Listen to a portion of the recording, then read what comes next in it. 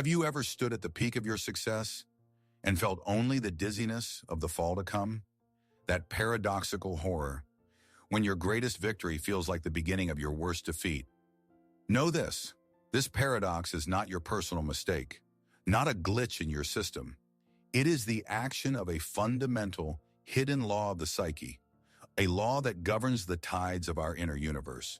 And Carl Jung was the first to map this invisible force, the first to dare to sketch the contours of this inner continent onto parchment, showing how this great and relentless mechanism works. Over the next hour, we will not simply unpack this fear. We will decode its secret cipher. You will understand why your soul equates success with danger. You will learn what great task this inner sabotage sets before you. And most importantly, you will see the path to turn this law from a source of terror into a source of unbreakable wisdom. If you are ready to stop paying for your victories with fear, our descent begins. Now and now. Let's talk about this feeling. For real, it's the taste of ash on your tongue at the moment of your triumph. The metallic tang of champagne in the glass raised to your health. It's the hum of applause that turns in your head into a low, threatening drone, like the buzzing of high-voltage wires before a storm. It's the weight of your own smile, which feels like a death mask carved from lead and glued to your face forever.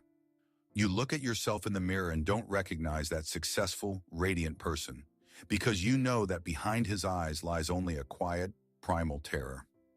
You stand in a room full of people who came to congratulate you, to share your joy, but you have never felt more alone.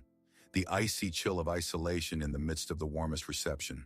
Because none of them knows about your secret contract with catastrophe. None of them hears the ticking that deafens you. They see the peak you have climbed. You see only the abyss that has opened right beneath your feet. It feels as if you are standing on a thin, perfectly transparent pane of glass over a bottomless chasm. And the scariest part, every step up, every new rung of success does not make you stronger. It makes the glass under your feet even more fragile, even more strained.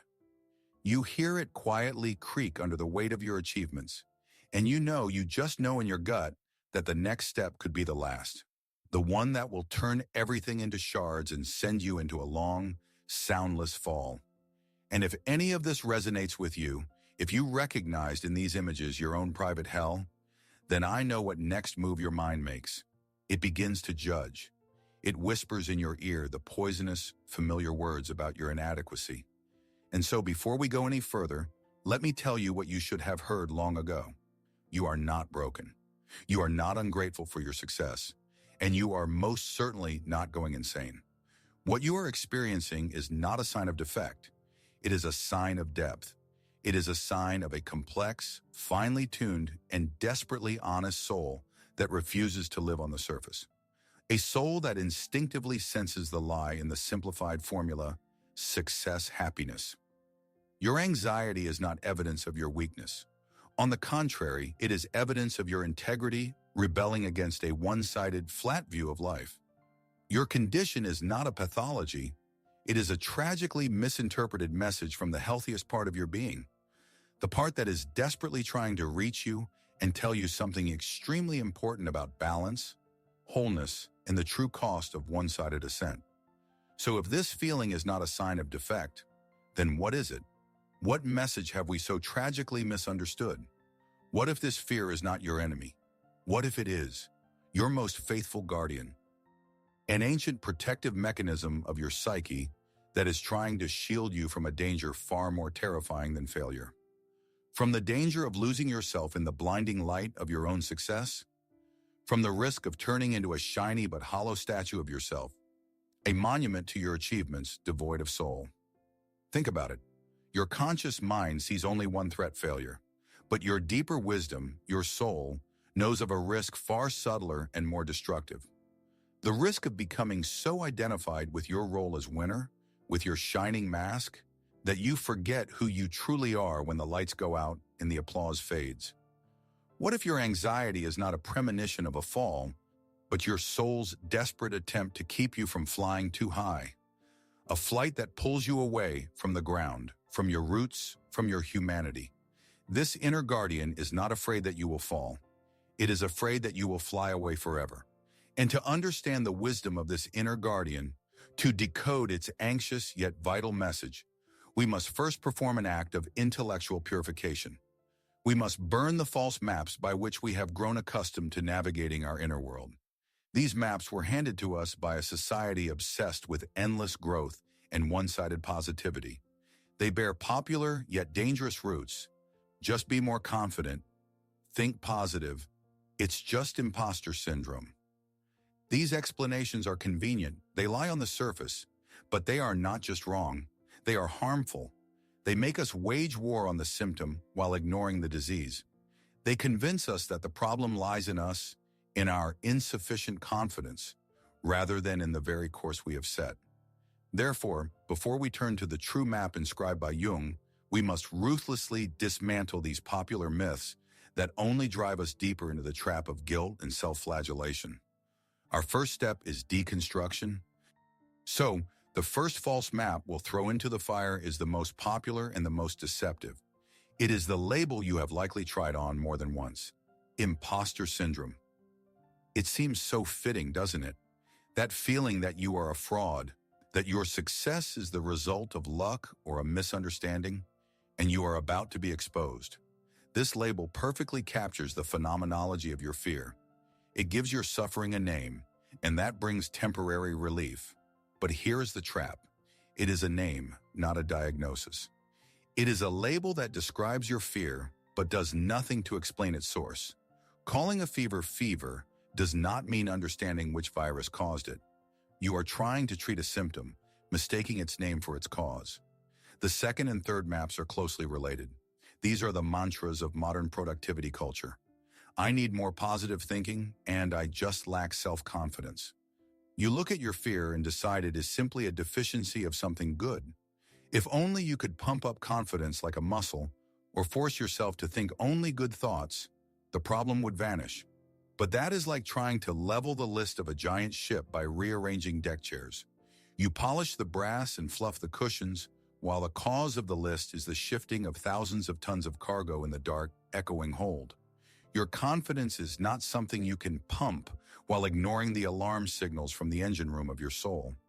And positive thinking in the face of a genuine inner conflict is just a thin coat of fresh paint over deep rust. It will bleed through again, uglier than before. All these accepted misconceptions make the same fundamental mistake. They try to solve the problem at the level of consciousness, while its roots sink deep into the unconscious. They make you believe the problem is a deck malfunction, when in fact the entire ship is dangerously listing. So if all these labels are merely descriptions of symptoms, what is the true illness? To understand that, let us use a more precise and healing metaphor, the metaphor of the soul's fever. Picture this. Your anxiety is not an illness. It is a fever. It is a symptom indicating that your psychological immune system is desperately fighting an inner infection. It is a healthy, necessary, and vitally important signal that a battle is raging within you.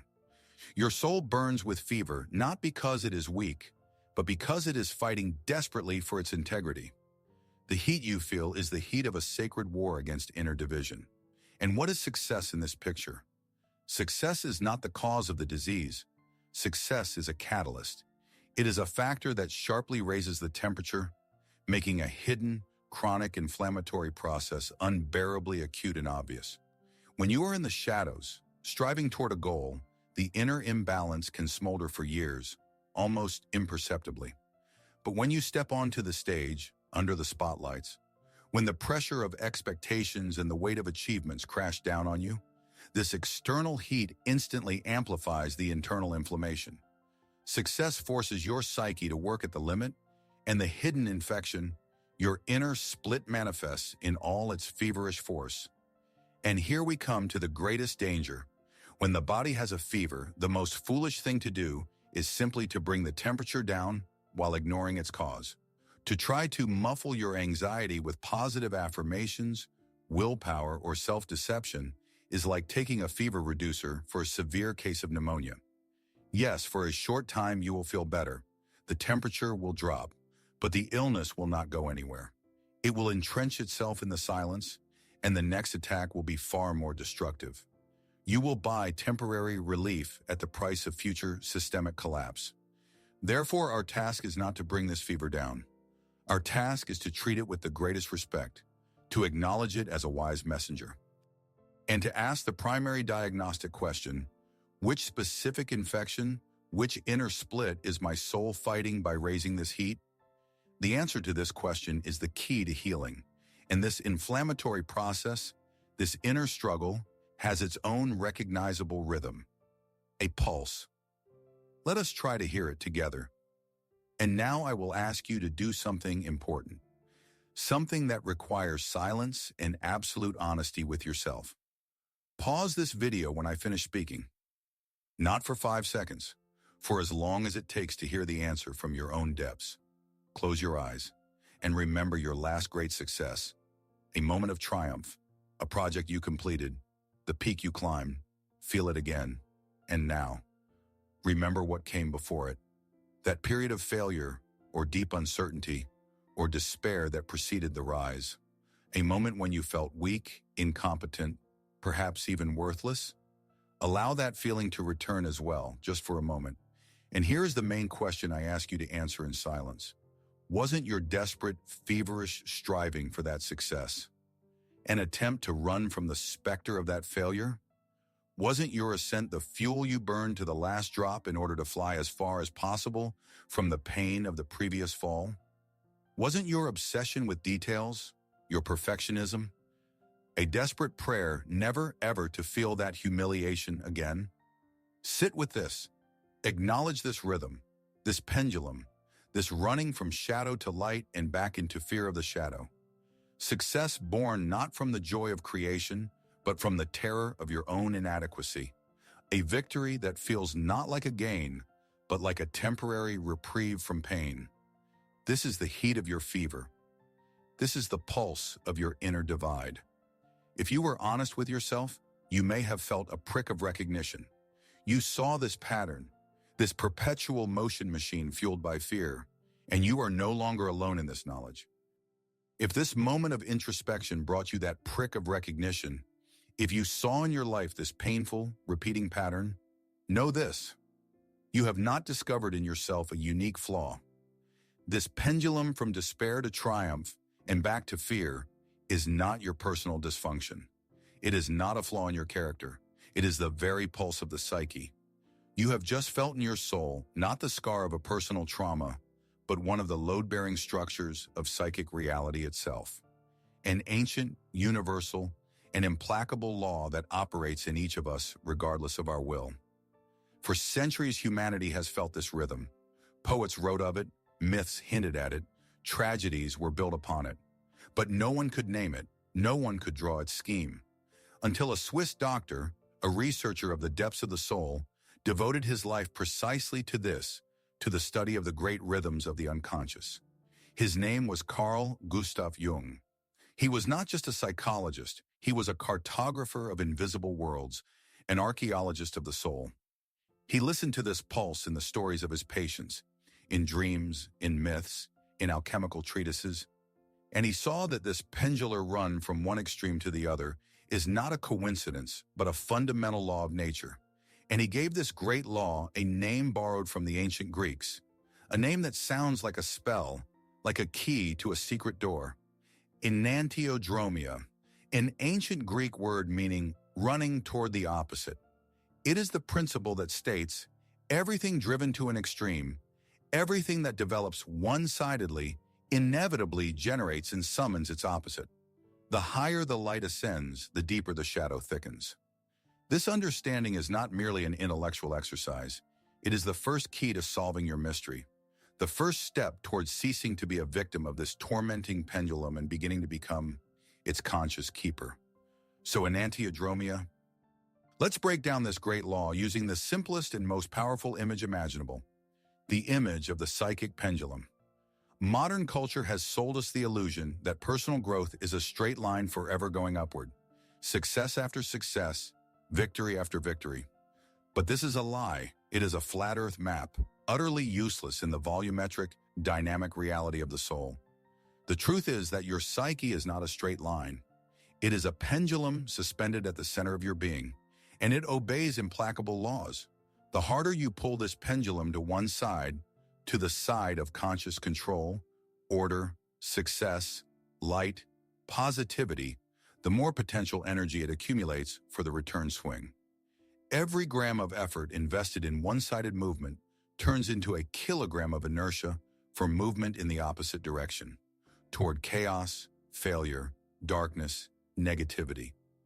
The psyche does not tolerate a vacuum, but even more, it does not tolerate one-sidedness. It desperately, instinctively strives for equilibrium. And here we come to the very heart of your experience. Your anxiety after success is not fear of the future. It is not an irrational premonition. It is the physical sensation of tension when the pendulum has reached its peak and is ready by the laws of its nature to begin its inexorable movement back. It is the vibration of a tightly drawn bowstring. It is the hum of an overloaded mechanism. Your unconscious is literally shouting to your consciousness, "The limit is reached. Energy for the return stroke has been accumulated. Prepare for compensation." You are afraid not because something is wrong with you, but because your intuition senses this fundamental law of the physics of the soul.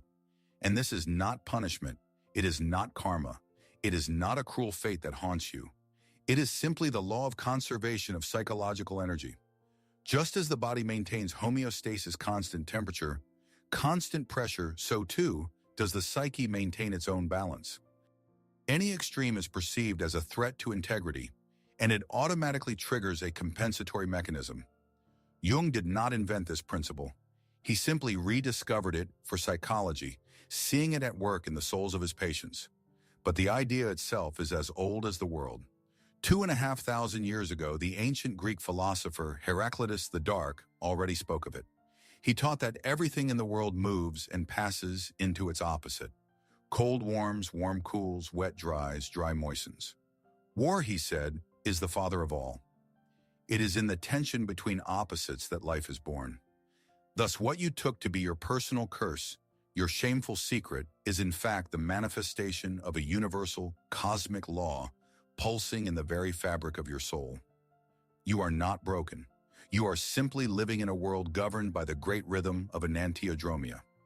The theory may seem abstract, but this law writes the scripts of our lives every day, often in the ink of our own tears. Let me tell you Mark's story. Mark was not just a programmer, he was a high priest in the temple of pure code. His world consisted of elegant algorithms and impeccable logic. He believed in order the way others believe in God. For him, any error, any bug, was not just a technical problem, but a manifestation of the primordial chaos he had sworn to banish from his digital universe. He worked days and nights, possessed by the idea of creating an ideal, self-sufficient, absolutely error-free system. He expelled from it the slightest hint of ambiguity, of chance, of the human factor. And he succeeded. His project, a complex data management system, launched and turned out to be a marvel of efficiency. It ran without failures. It was perfect. The world applauded his genius. Investors were thrilled. Mark stood at the summit of his world. He had built his digital cathedral, flawless and shining. The pendulum had been pulled to the limit toward order. But precisely then, at the very peak of deafening success, something strange began. At first it was a quiet whisper of doubt during sleepless nights. What if he had missed something? Some microscopic flaw waiting for its moment to destroy everything? This whisper turned into an obsessive hum. He began to recheck code he knew by heart, searching for errors where there were none. He had nightmares. Neat rows of ones and zeros turned into writhing snakes. Perfect structures melted and flowed, like in Dali's paintings. The chaos he had so fiercely expelled from his work now invaded his dreams. Fear became his master. He no longer trusted his own perfection. In a fit of paranoia, he decided the system was too simple, too trusting. He decided to create absolute protection, a complex, multi-layered, preventive update meant to foresee and prevent any conceivable and inconceivable error. He worked 3 days without sleep, driven by terror, implanting into the heart of his perfect system a new, monstrously complex mechanism, and this mechanism killed it.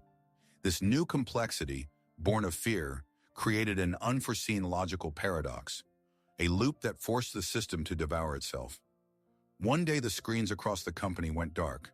The system could not withstand it. It collapsed. Completely. Mark sat alone in the silence of the server room, staring at dead monitors. He had built his digital Tower of Babel of order so fiercely that he did not hear the chaos already forming in its foundation. His one-sided striving toward light, the ego, provoked an uncontrollable and enantiodromic revolt of darkness, the unconscious. He was not defeated by an external enemy. His own psyche, in a desperate attempt to restore balance, handed him the weapon of self-destruction. And here, in the ruins of his perfect system, we find the key to your own riddle, because Mark's tragedy is a microcosm of your struggle. His story, played out in the world of code and algorithms, is your story, played out on the stage of your life. His obsession with ideal, error-free code is your obsession with flawless success. His striving for absolute control is your striving to control your career, your relationships, your image in the eyes of others.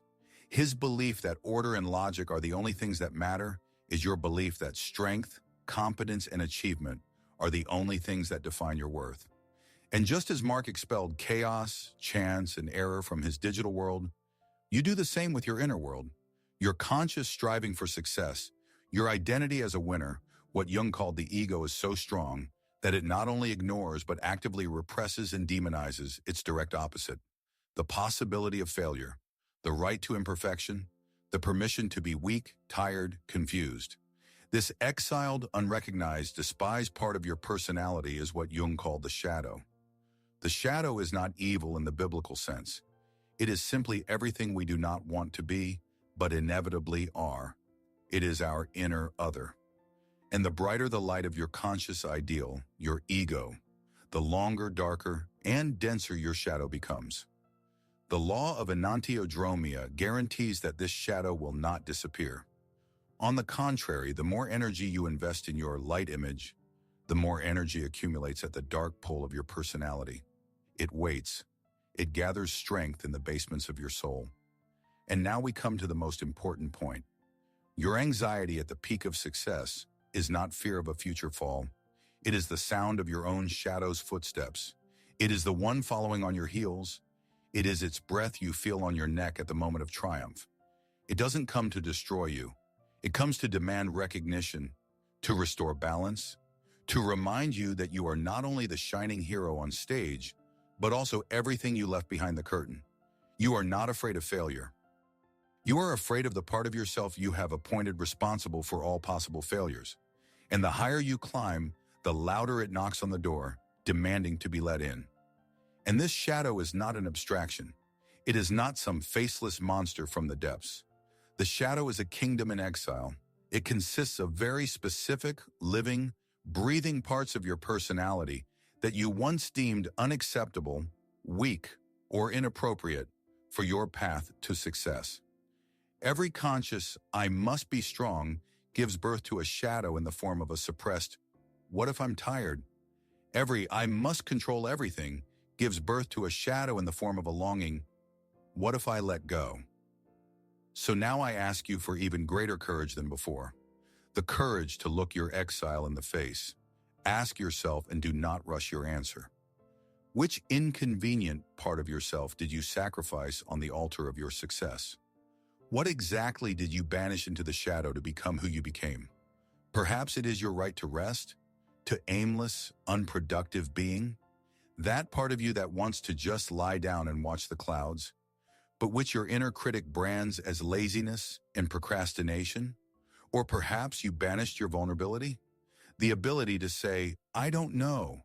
I need help. I'm scared." You built the image of an unshakable rock, a competent expert, and exiled that soft, trembling part of yourself that can cry and admit its powerlessness. Or maybe you sacrificed your right to creative chaos, to spontaneity, to starting something without a clear plan, just out of curiosity. You became a master of efficiency and order, and you locked your inner child who loves to make a mess and play in the farthest room. Look carefully at the part that resonated most strongly in you. There it is, that demon waiting for you at the summit. The opposite you so desperately deny is the very bill you fear to receive as payment. Because at the peak of your strength, control, and order, this exiled part, your fatigue, your vulnerability, your chaos gains maximal and antiodromic power and knocks at the door of your consciousness, demanding attention. This is deep and personal work. But if you feel brave, if this journey for you is not just watching a video, but an act of self-knowledge, share in the comments which part of yourself you fear to meet after a victory. No need to tell a story, just write, "My shadow is my right to rest," or "My vulnerability," or "My creative chaos." Your revelation may become a beacon for someone else who is reading this right now and feels alone in their struggle. Let us turn this space under the video from a simple comments section into a place of strength and honesty. We have spent plenty of time in the dark, dissecting your fear, naming its parts. We descended into the ship's hold and the basements of the soul to understand the mechanics of your suffering. Now, let us step into the light and ask the most important, most transformational question. What is the purpose of this fear? What is its great task? And here is the first liberating answer. The law of psychic balance, enantiodromia, is not a curse. It is a compass, a flawlessly precise navigational instrument of your soul. Your anxiety, this fever of the soul, is not the harbinger of an inevitable fall. It is a perfectly calibrated signal from yourself, from the wisest center of your personality, from your true I, that the ship of your ego has dangerously tilted to one side. It is not an alarm siren screaming, "Danger! Failure is near." It is a navigator's signal, speaking calmly and insistently. Course correction required. You have veered from the path to wholeness. Your soul is not asking you to be more successful. It begs you to be more whole. It does not fear that you will lose. It fears that you will win the wrong war, paying for victory with half your kingdom. And this brings us to a great secret known to the ancient alchemists. They were not mere charlatans trying to make gold from lead. That was a metaphor for the deepest psychological work. And they taught, your fear, your anxiety, your shadow is not psychological garbage to be discarded. Not an error to be fixed. It is what they called prima materia, the prime matter, the raw, dark, chaotic, often repulsive lead that most people throw away. But the alchemists of the soul knew. Hidden in this despised material is the potential for gold. Your pain is your lead. Your vulnerability is your lead. The part of you you hate and fear is your greatest alchemical value. The task is not to cut off and discard this darkness, but to place it with courage and love into the fire of consciousness and begin the great work of transformation. Because your pain is not punishment for who you are. It is an invitation to become who you can be in your fullness. It is the call of your own soul, tired of living split in two and longing to come home to itself. And this alchemical transformation of lead into gold requires not external force, but an inner shift of paradigm. It requires us to stop asking, how do I defeat this fear? And to start asking, what does this fear want me to see?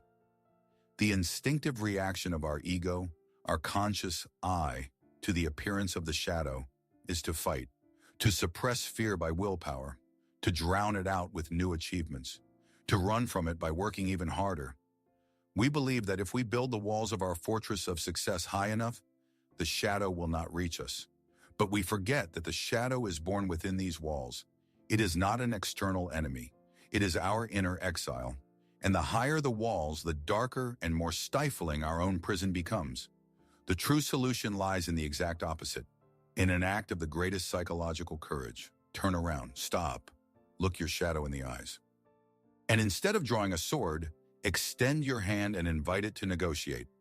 Let me be perfectly clear. To integrate the shadow does not mean to become your shadow. It does not mean abandoning success and turning into a weak, lazy, uncertain person. That is the fear of your ego, which fears losing its monopoly on power. Integration means voluntarily, consciously giving space in your life to the qualities you have exiled. It means ceasing to live in the mode of either or and beginning to live in the mode of both and. It means consciously scheduling in your calendar a day of useless rest, consciously confessing your vulnerability or fear to a loved one, consciously allowing yourself to start a project without a perfect plan. You must become not a king who banishes the undesirable, but a wise ruler who finds a place and purpose for every inhabitant of his inner kingdom. Yes, your inner warrior achiever is important, but no less important is your inner lazy dreamer. The first conquers territories, but the second remembers what it is all for. Your competent part builds bridges, but your vulnerable part builds relationships. Wholeness is born not when you defeat your inner demons, but when you learn their true names and understand that they did not come to topple your throne, but to save your kingdom from the tyranny of one-sidedness. But what do these negotiations with the shadow look like in practice? How do you turn this beautiful theory into living experience? It does not require elaborate rituals or years of therapy. It requires small but conscious acts of courage. Let me offer you two simple yet incredibly powerful exercises you can begin today. The first ritual I call the grounding ritual. Its essence is simple, but it runs counter to all our cultural habits.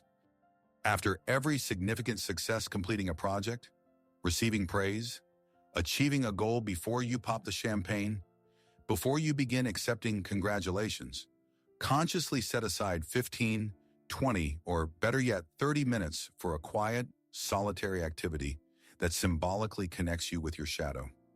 This could be working in the garden not for beauty, but for the sake of contact with the chaotic, dirty, unpredictable life of the soil. It could be playing a musical instrument, but not a rehearsal and improvisation where you consciously permit yourself to make mistakes and produce off-key notes without judgment. Or it could be simply rereading pages of your old journal, the very ones where you wrote about your doubts, fears, and failures, not for self-flagellation, but to respectfully remember the whole journey, not just its shining finale. What are you doing in this moment? You are performing an act of conscious rebalancing of the pendulum. Instead of letting it soar to the extreme point of triumph, you voluntarily take a few steps toward the center, toward humility, toward your human imperfection. You voluntarily pay a small, symbolic tax to your shadow so it doesn't come later and take the entire kingdom. You deprive enantiodromia of its destructive power because you yourself perform its work, the work of restoring equilibrium. The second ritual is for the moments when the shadow is already knocking at the door. I call it the dialogue with anxiety. When you feel that irrational wave of anxiety rising after success, do not run. Do not turn on a show. Do not drown it in work or alcohol. Do the exact opposite. Take a pen and paper, find solitude, and personify your anxiety. Imagine it as some creature or figure. Then ask it in writing 3 questions, writing down the very first answer that comes to mind. What are you trying to protect me from? What important truth about me or my life that I am ignoring do you carry? What exactly do you need from me so you can calm down? This act turns you from a victim of affect into an explorer of your soul. You are not fighting the wave, you are learning to understand its nature and direction. The unconscious, omnipotent horror becomes a conscious dialogue. A tyrant deprived of anonymity becomes a messenger whose letter, however frightening, you can finally read. These practices are not merely stress relief techniques. They are steps toward a new philosophy of life, toward a new understanding of what it means to be strong and successful in a world that understands only half the truth. Your task, your great labor, now changes. It is not to become a fearless conqueror of peaks who never looks back and never looks down. Your task is to become a wise keeper of balance. Your true strength is not in always winning, always being right, always displaying light. Your true strength, tempered in the fire of self-knowledge, is to learn to walk a tightrope between light and shadow, success and humility, strength and vulnerability, control and allowing. You stop being the pendulum that swings from side to side. You become its conscious center, the point of stillness from which movement is observed without being moved by it. It is precisely in this conscious tension of opposites, in this courageous holding of balance, that true, unshakable wholeness is born, the wholeness that no failure can shake, because it has already respectfully accepted the possibility of failure. The wholeness that no success can blind, because it remembers the value and wisdom of the shadow. This is a state of the soul that does not depend on external circumstances, because it contains all circumstances within itself. So know this: what you have been going through is not neurosis and not a sign of weakness. It was a crisis of growth. It was the pain of one-sidedness reaching its limit. It was the call of yourself, your true I, which could no longer bear life in a divided house. And your courage to hear this call, your willingness to look into the darkness, is your main victory unseen by the world. Yet the most important one. We have come a long way in this hour, from the dizzying horror at the summit of success, through the dark corridors of self-blame and false diagnoses, to the heart of the great law of the psyche. We gave a name to the pendulum that has been swinging your life enantiodromia. We looked your pursuer in the face and recognized your own shadow. We turned the problem from a curse into a compass, and fear from an enemy into a teacher. And now, at the end of this path, we have arrived at a great, liberating paradox. The fear of paying for success is not cured by more success. It is not cured by new walls, stronger armor, brighter light. It is cured by the conscious, courageous, and humble acceptance of your right to fail. It is cured by inviting into your home the very shadow you have been running from so desperately. You sought invulnerability on the summit, and all this time it was waiting for you in the valley of acceptance. Your soul does not want you to be a god. It wants you to be a human being, a whole human being. It awaits from you not new trophies that you will then anxiously defend from the entire world. It awaits your return home to your fullness, where your inner victor and your inner exile, your light and your shadow, can finally sit at one table and make peace. Because true victory is not the capture of yet another summit. It is the ending of the civil war within yourself. And this insight is not just a beautiful theory. It changes everything. It changes your future. Now allow yourself to look into that future. Imagine your next triumph. It doesn't matter whether it's big or small, the moment when you reach the goal you've been walking toward for so long. There it is, the finish line, the signed contract, the applause of the hall. And at that moment, like an old uninvited guest, it arrives. That same familiar wave of cold anxiety, the icy tightening in the chest, the whisper that says, "This won't last. Soon everything will collapse." But this time, everything will be different. You will not fight. You will not run. You will stop, take a deep breath, and meet its gaze. And instead of panic, a quiet, calm recognition will be born in your soul. You will be able to say to it in your mind or even out loud, "Ah, it's you. I see you. I know why you came.